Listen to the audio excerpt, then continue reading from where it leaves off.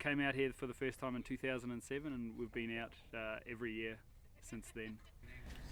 We currently hold 4 national land speed, 2 SCTA records and 2 AMA records with this bike, and now we're shooting for the FIM world record of 253 miles an hour.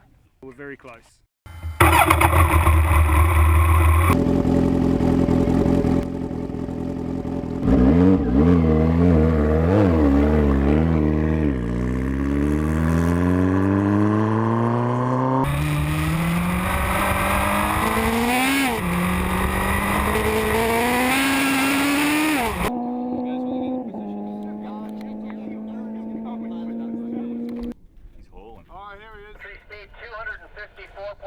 Oh, yeah!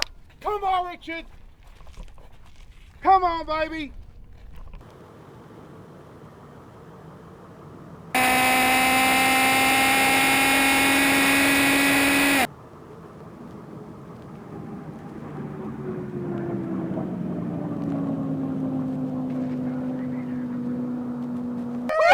Yeah! 253 miles. Smoking! Congratulations, brother. Way to go. Cheers, Andy. How you doing? How does that feel? Yeah, good. We're very happy.